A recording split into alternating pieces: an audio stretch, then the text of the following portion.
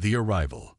The massive docking bay of Galactic Union Station 47 buzzed with activity as beings from across the cosmos scurried about their business.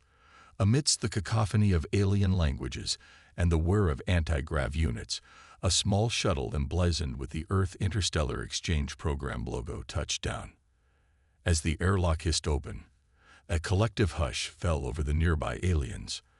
Out stepped Jack Morrison, looking every bit the average human teenager, save for the environment suit that encased his form.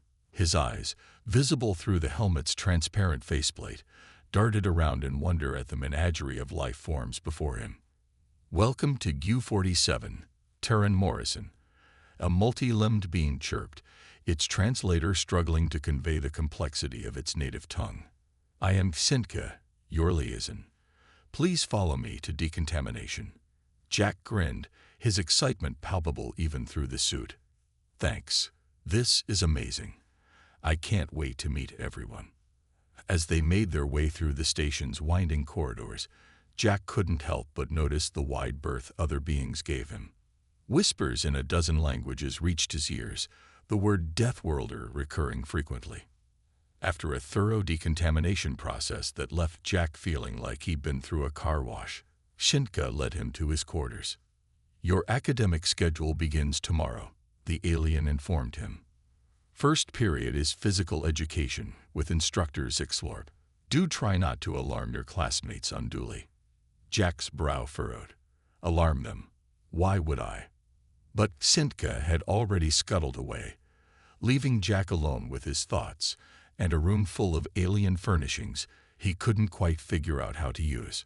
The next morning, Jack made his way to the gymnasium, a cavernous space with variable gravity fields and equipment designed to accommodate a vast array of physiologies.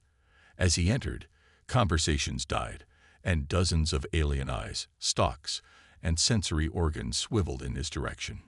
Instructor Zixlorp, a being that resembled nothing so much as a sentient coral reef, undulated forward. "Ah, the Terran arrives. Class, this is Jack Morrison, our exchange student." The distaste in Zixlorp's voice was evident even through the translator. "Hi, everyone."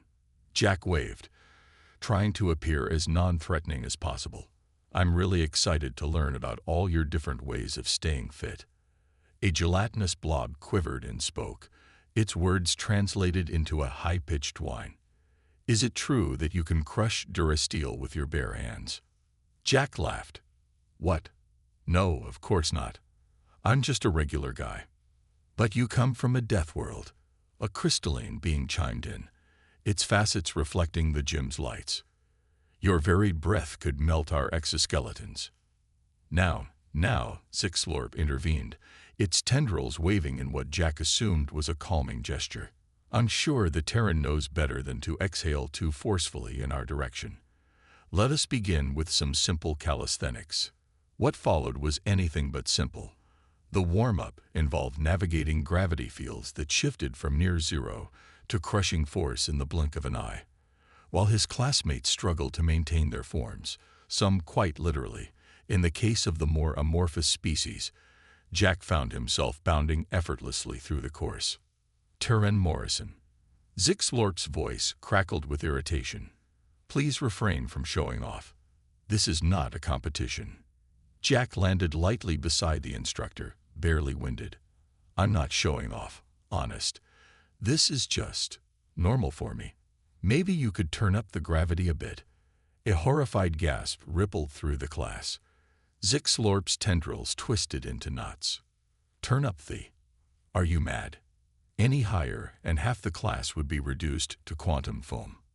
As the lesson progressed, it became increasingly clear that what constituted a grueling workout for the alien students was barely a warm-up for Jack. He tried to hold back, to match the pace of his classmates, but his natural abilities kept shining through. During a rest period, a timid, multi-eyed creature inched closer to Jack. "Is it true," it whispered, "that on Earth you have sports where you deliberately collide with each other?" "For fun." Jack grinned. "Oh yeah. Football, rugby, hockey, Tons of contact sports. They're a blast. The alien's eyes widened in terror, and it quickly scooted away. As the class neared its end, Zixlorp announced the final activity. We will conclude with a short race around the perimeter of the gymnasium. Remember, this is about personal improvement, not. But Jack was already off, his powerful strides eating up the distance. He lapped the entire class twice before realizing his mistake and slowing to a jog. I believe that will be quite enough for today, Zixlorp said, its voice tight with barely contained frustration. Class dismissed. Taryn Morrison. A word, if you please. As the other students filed out, casting fearful glances back at Jack, Zixlorp undulated closer. Young man, I understand that you may not be fully aware of the difficulties your presence here presents, but I must insist that you exercise more restraint in future lessons. Your classmates are simply not equipped to handle the rigors of a Deathworld physiology. Jack's face fell. I'm sorry. I didn't mean to cause any trouble. I was just trying to participate like everyone else. Zixlorp's tendrils softened slightly. I understand. Perhaps we can find a way to modify the curriculum to better accommodate your unique abilities. In the meantime, please try to be mindful of your classmates' limitations. As Jack left the gymnasium, his mind raced with thoughts of how he could fit in without holding himself back entirely. He hadn't come all this way just to sit on the sidelines. There had to be a way to bridge the gap between his human capabilities and his alien classmates' abilities. Little did Jack know, his presence on U-47 was about to catalyze changes that would ripple across the entire Galactic Union, challenging long-held beliefs about the nature of strength, adaptability, and the potential of life itself. The physical assessment. The following week, Jack entered the gymnasium with a mix of excitement and trepidation. He'd spent the past few days trying to learn more about his alien classmates' physiologies, hoping to find ways to participate without overwhelming them. As he approached the gathered students, he noticed they gave him a wider berth than before. Instructor Zixlorp's tendrils writhed in what Jack had come to recognize as the alien equivalent of clearing one's throat. Today, class, we will be conducting our annual physical assessment. This comprehensive evaluation will help us tailor our curriculum to each student's needs and abilities. A ripple of nervous energy passed through the assembled aliens. Jack couldn't help but feel a twinge of guilt, knowing his presence had likely raised the stakes for everyone. We will begin with tests of strength, followed by endurance, flexibility, and finally, a complex obstacle course designed to challenge your problem-solving abilities under physical stress, Zixlorp continued. Taryn Morrison, given your unique physiology, you will be assessed separately. Jack's heart sank. But instructor, I was hoping to participate with the class. I promise I'll be careful. Zixlorp's tendrils twisted into knots. I'm not sure that's wise. Please, Jack interrupted. How can we learn from each other if we're always separate? After a moment of tense silence, Zixlorp relented. Very well, but at the first sign of danger to the other students, you will withdraw. Understood. Jack nodded eagerly. Absolutely. Thank you, instructor. The strength assessment began with a gravity-enhanced weightlifting station.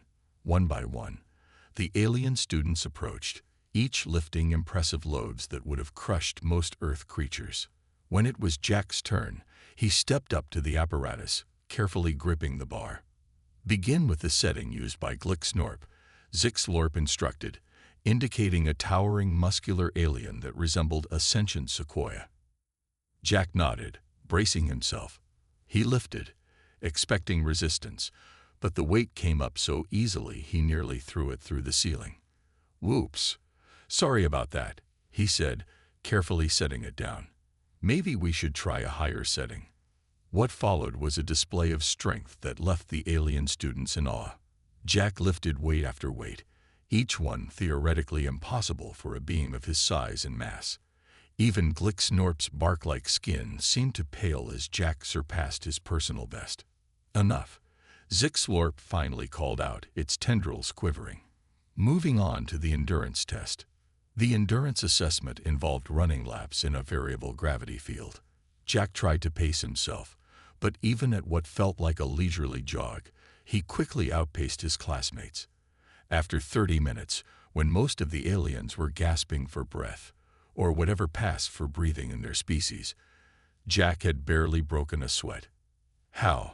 How is this possible? Wheezed a gaseous being named Zephyr. Your homeworld must be a nightmare.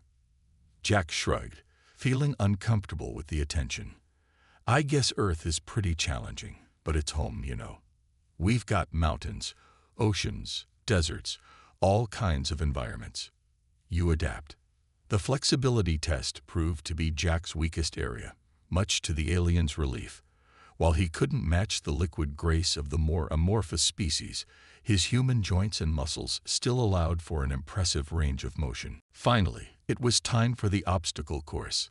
Zixlorp's tendrils waved dramatically as it explained the challenge. This course is designed to test not just your physical abilities, but your problem-solving skills as well. You will encounter variable gravity fields, laser grids, and puzzles that must be solved to progress. The goal is to reach the end in the shortest time possible without incurring any penalties. As the alien students took their turns, Jack watched carefully, noting the different strategies each species employed. Some used their natural abilities to great effect. The gaseous Zephyr simply floated through much of the course, while Glixnorp's strength allowed it to power through sections that stymied others. When it was Jack's turn, he took a deep breath and plunged in. The variable gravity was tricky, but his time on the space station had already begun to acclimate him. He leaped and bounded through the shifting fields, using the increased gravity to build momentum and the decreased gravity to soar over obstacles. The laser grid proved more challenging, requiring careful contortions to avoid the beams. Jack's gymnastics training back on Earth came in handy as he flipped and rolled through the maze of light. The puzzles were a mix of physical and mental challenges. One required rearranging heavy blocks to form a bridge, while another involved decoding alien symbols to unlock a door. Jack's human brain, evolved to spot patterns and solve problems, worked overtime. As he neared the end of the course, Jack realized he was on pace to shatter the record. Part of him wanted to slow down, to avoid standing out yet again. But another part, the part that had driven him to join the exchange program in the first place, urged him on. He put on a final burst of speed and crossed the finish line. Silence fell over the gymnasium. Zixlorp's tendrils were so tightly knotted they seemed in danger of tearing. Tea time, the instructor stammered. 3 minutes and 27 seconds. A new course record, by about 7 minutes. The alien students erupted in a cacophony of shocked exclamations, fearful murmurs, and begrudging admiration. Jack stood there, catching his breath, unsure whether to feel proud or embarrassed. Glixnorp, the tree-like alien who had previously held the record, lumbered over to Jack. For a moment, tension filled the air. Then, to everyone's surprise, Glixnorp extended a branch-like limb. Well done, Terran. Your performance was most impressive. Jack grinned, carefully shaking the proffered limb. Thanks, Glixnorp. But I saw how you handled that gravity well in the middle. That was amazing. Do you think you could show me how you did that? As Jack and Glixnorp began to chat, other alien students cautiously drew closer, their curiosity overcoming their fear. Questions began to fly. How did humans train on Earth? What kind of obstacles did they face in daily life? Was it true that humans intentionally jumped out of flying vehicles for fun? Zixlorp watched the exchange with a mixture of concern and fascination. The instructor's original plan to keep the human students separate was clearly no longer viable. But perhaps this unexpected situation presented an opportunity. If a being from a death world could not only survive but thrive in the galactic community, what did that mean for the future of interspecies relations? As the class ended and the students filed out, still buzzing with excitement, Zixlorp pulled Jack aside. Terran Morrison, it seems I may have underestimated the potential benefits of your presence here. I believe it's time we had a discussion about how to truly integrate you into our class and how we might all learn from one another." Jack's face lit up. "Really? That's great. I have so many ideas." "I'm sure you do," Zixlorp interrupted, its tendrils waving in what might have been amusement. "But let's start small, shall we? Perhaps tomorrow you can introduce the class to one of these sports from your homeworld. Something that doesn't involve too much collision." As Jack left the gymnasium, his mind raced with possibilities. He had come to U-47 hoping to learn about alien cultures, but now he realized he had the chance to teach as well. The barriers between humans and aliens, between Deathworlders and the rest of the galactic community, were starting to crumble. And Jack Morrison, exchange student and accidental ambassador, was right at the heart of it all. The Teamwork Challenge. A month had passed since Jack's arrival at Galactic Union Station 47, and the atmosphere in the gymnasium had undergone a remarkable transformation. The fear and apprehension that had initially greeted the human student had given way to a cautious curiosity, and in some cases, even admiration. Today, Instructor Zixlorp's tendrils quivered with what Jack had come to recognize as excitement. "Class, today we embark on a new chapter in our physical education curriculum. Inspired by Terran Morrison's unique abilities and the rich diversity of our student body, we will be attempting a complex teamwork challenge." The alien students murmured amongst themselves, a mix of anticipation and nervousness rippling through the group. Jack felt a surge of pride. He had been working closely with Zixlorp to design this challenge, hoping to create an experience that would bring out the best in everyone. Zixlorp continued, "You will be divided into teams, each composed of diverse species. Your objective is to navigate a series of obstacles that will require you to combine your unique abilities and problem-solve collectively. Remember, success depends not on individual prowess, but on how well you work together." The instructor's tendrils waved towards a shimmering force field at the far end of the gymnasium. As it dissipated, a sprawling obstacle course was revealed. It was a marvel of alien engineering, with sections that seemed to defy the laws of physics as Jack understood them. "Whoa," Jack breathed, his eyes wide with wonder. "Indeed," Zixlorp agreed. "Now for the team assignments."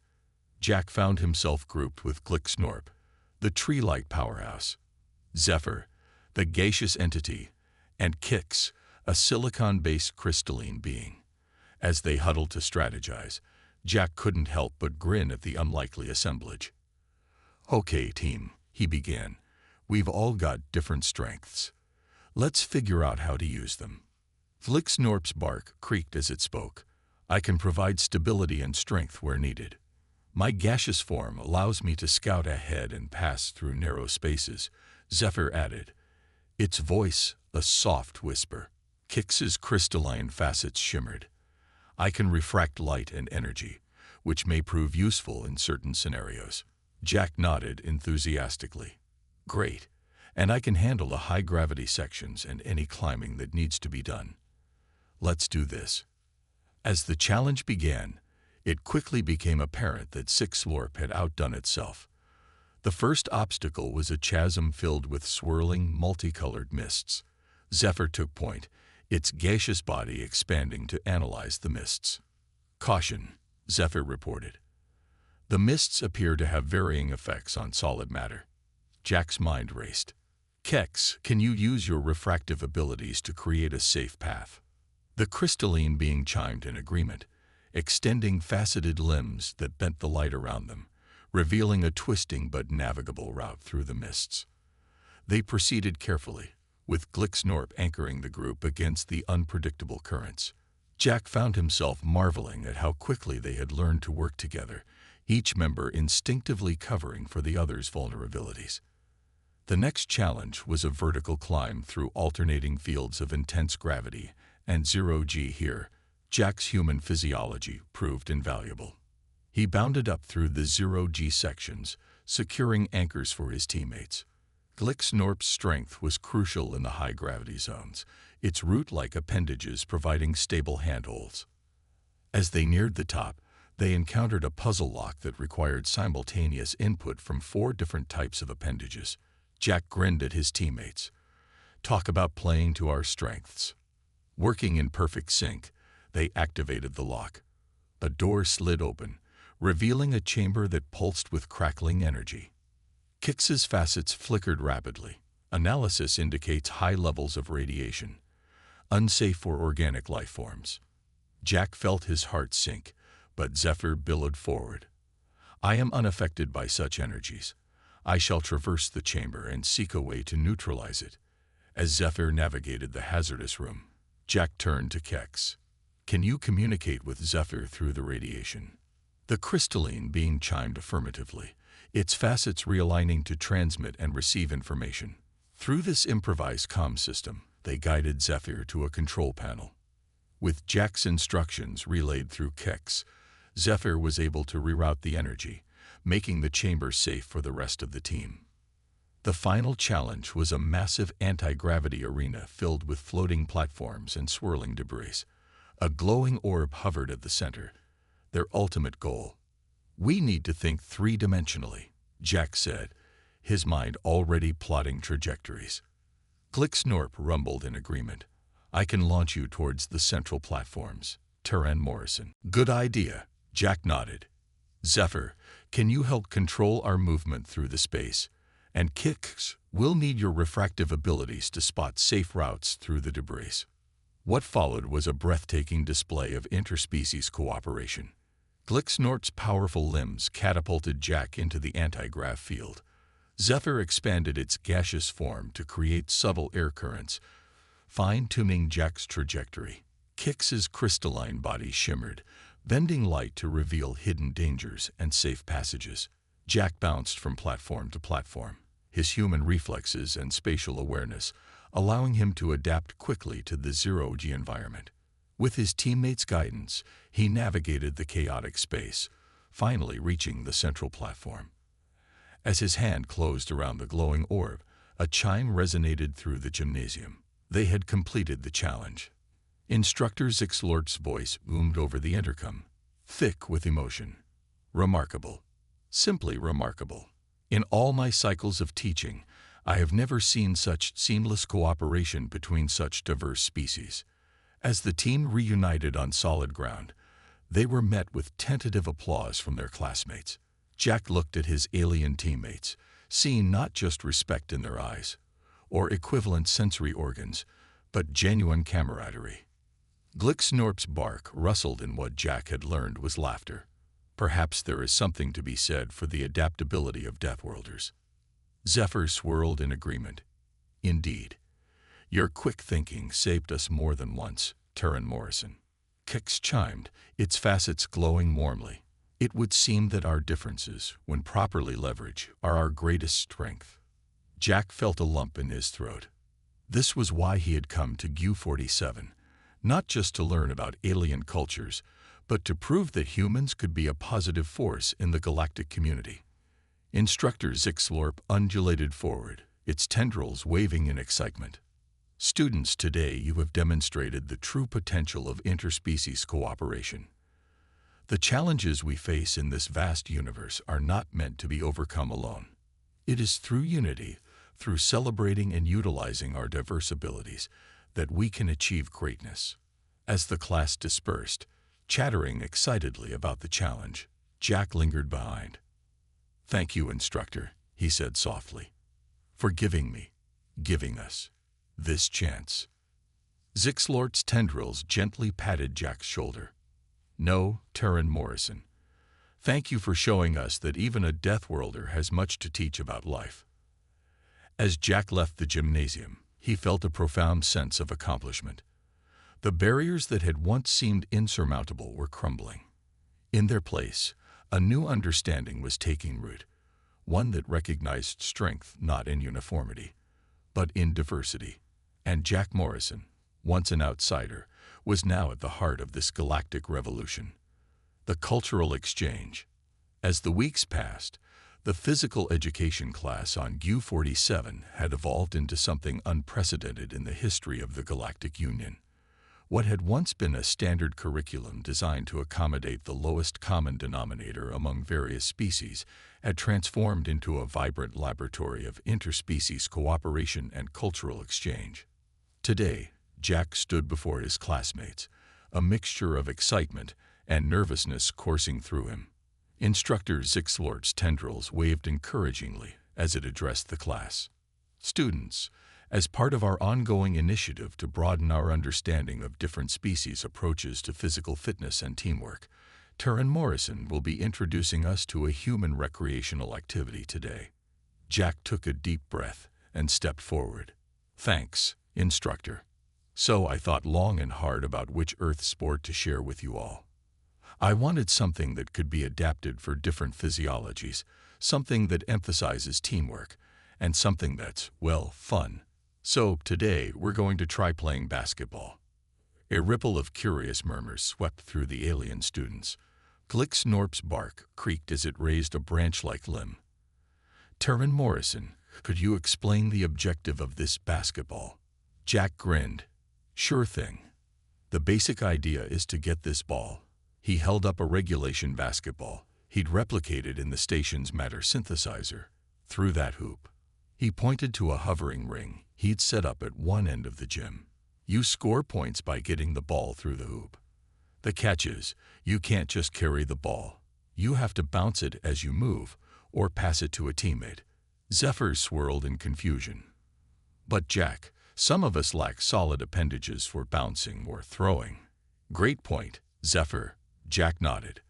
That's why we're going to modify the rules a bit. For gaseous beings like yourself, dribbling the ball can mean keeping it within your form as you move, and passing could be more like guiding it with your currents.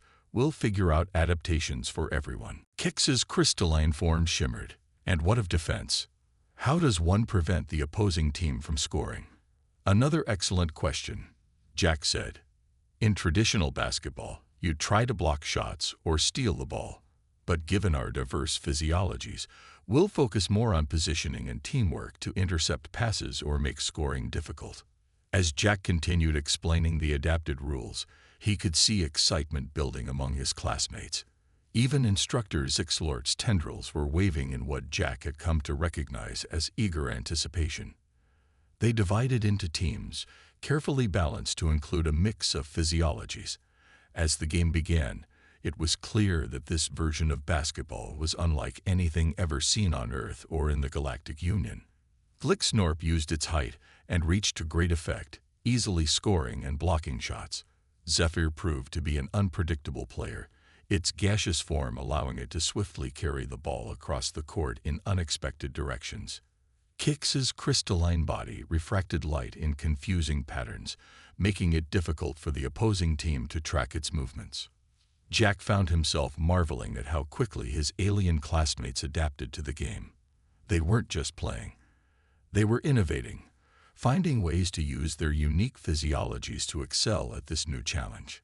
Halfway through the game, Sarn, a gelatinous being who had initially been hesitant to participate, discovered it could engulf the ball entirely and slide across the court at high speed. This led to a quick amendment of the rules.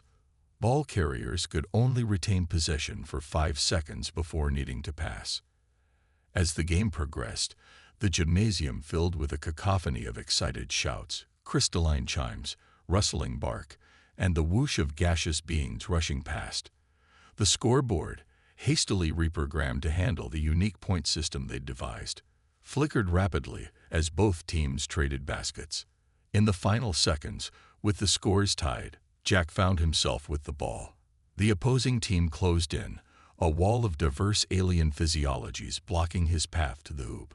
In that moment, he remembered why he'd come to U-47 in the first place, not to show off human abilities, but to learn how to work alongside beings vastly different from himself.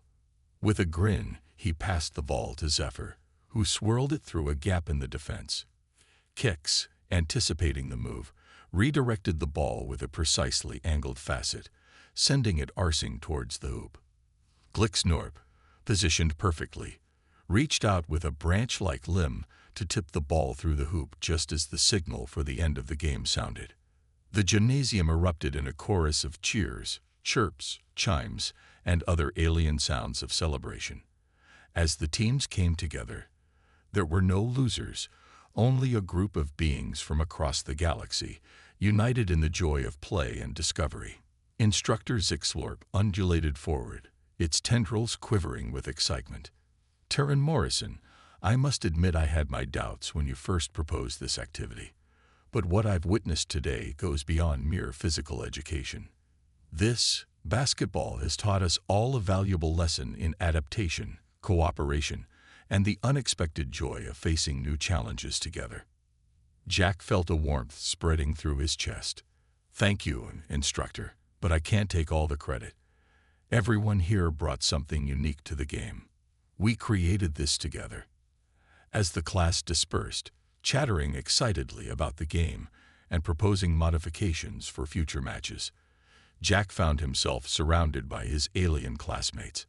They bombarded him with questions about other Earth sports, eager to explore more aspects of human culture. Glixnorp's bark rustled thoughtfully. Terran Morrison, it occurs to me that we have been remiss. We have learned much about your world, but we have shared little of our own cultural practices with you. Zephyr swirled in agreement. Indeed. Perhaps in our next class, we could introduce a physical activity from my gaseous homeworld. Kix chimed in, its facets glowing warmly. And I would be honored to demonstrate crystalline meditation techniques that enhance both mental and physical fortitude. Jack's face lit up with genuine excitement. That sounds amazing. I'd love to learn more about all your cultures. As he left the gymnasium that day, Jack felt a profound sense of accomplishment. He had come to HFY hoping to prove that humans could adapt to galactic society.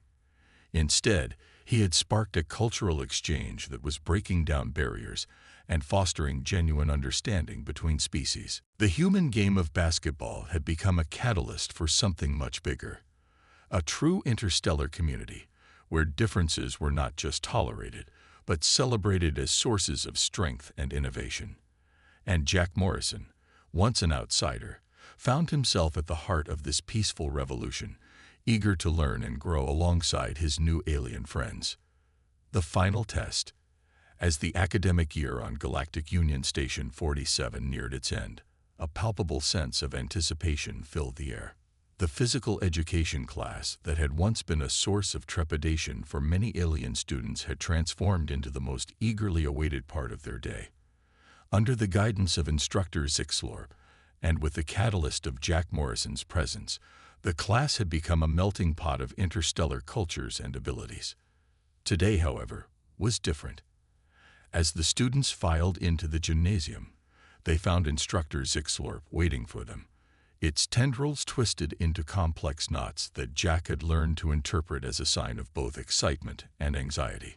Students, Zixlorp began, its voice unusually solemn. Today marks a significant milestone in your education here on HFY. The Galactic Union Education Board has taken notice of our unconventional approach to physical education. They have designed a final assessment to evaluate the effectiveness of our methods. A ripple of nervous energy passed through the assembled aliens. Jack felt a knot form in his stomach. Had their experiments in interspecies cooperation gone too far? Would the Education Board disapprove? Zixlorp's tendrils waved in a calming gesture. Fear not. This assessment is not meant to judge you individually, but to evaluate how well you function as a cohesive unit despite your physiological differences. It will be the ultimate test of everything we've learned together. With a dramatic flourish of its tendrils, Zixlorp activated a holographic display. A stunningly complex obstacle course materialized before them, filling the entire gymnasium and even extending beyond its walls. This, Zixlorp explained, is the Cosmic Crucible. It is a simulation of an unstable space station on the brink of collapse. Your mission is to navigate through the station, overcome various challenges, and reach the escape pods before time runs out. You will face physical obstacles, environmental hazards, and logic puzzles that will require you to combine your unique abilities and knowledge. Jack's eyes widened as he took in the scale of the challenge before them. This was far beyond anything they had attempted before. "You will be divided into teams," Zixlor continued. "Each team must reach the end together.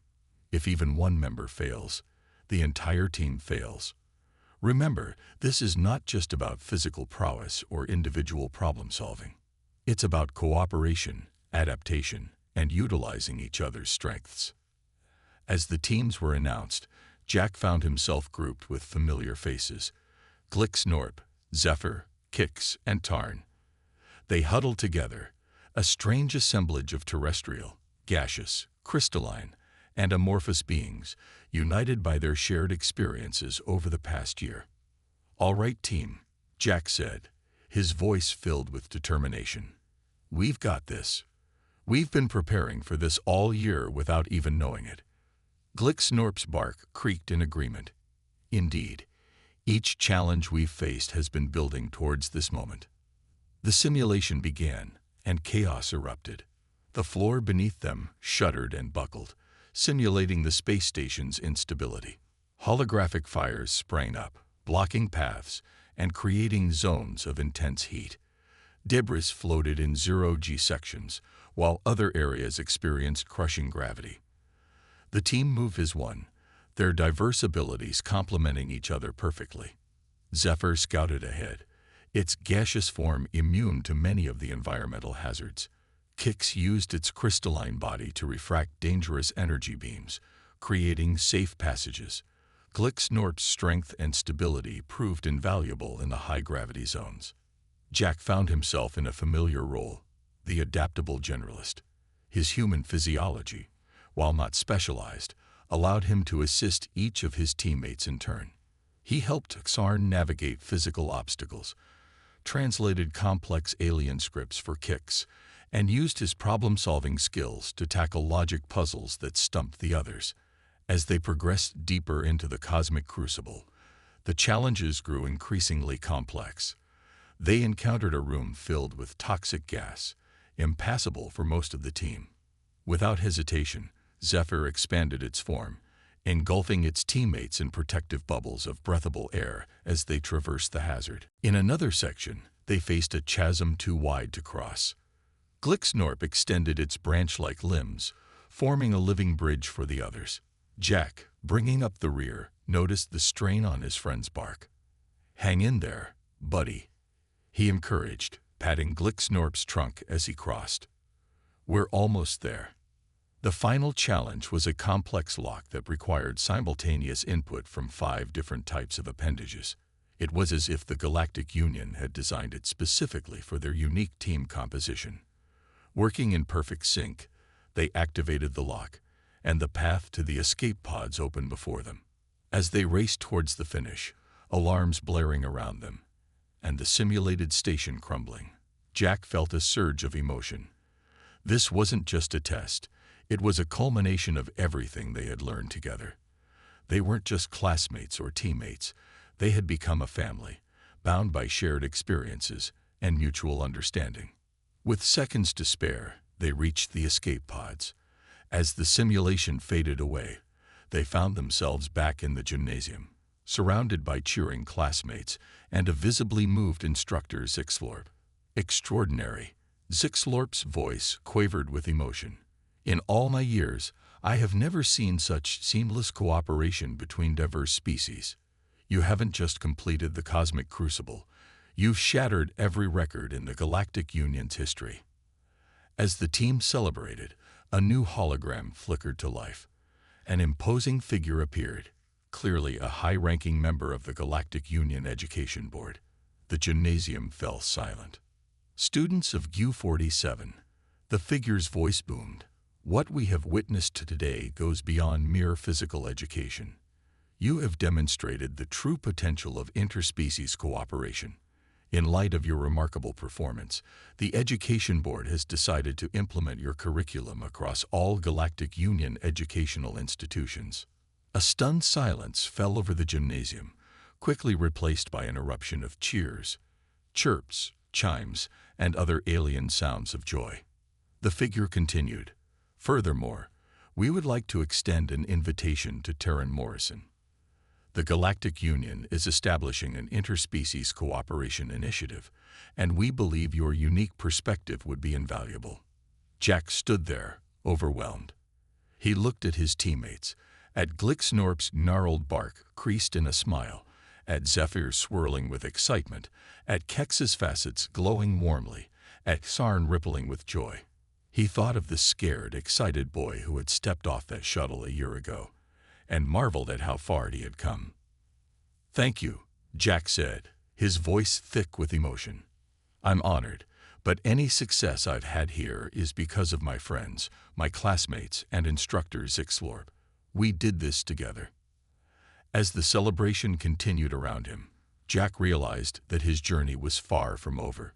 He had come to GU-47 to learn about alien cultures, but he had ended up being part of something much bigger.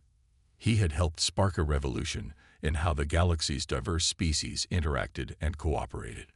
The barriers between humans and aliens, between Deathworlders and the rest of the galactic community, were crumbling. In their place, a new understanding was blooming, one that recognized strength not in uniformity, but in diversity. And Jack Morrison, once an outsider, now stood at the forefront of this galactic revolution, ready to face whatever challenges the universe had in store. As he looked out at the sea of alien faces, no longer strange, but dear and familiar, Jack knew that this was only the beginning. The true test, the greatest adventure, still lay ahead, and he couldn't wait to face it, alongside his friends from across the stars.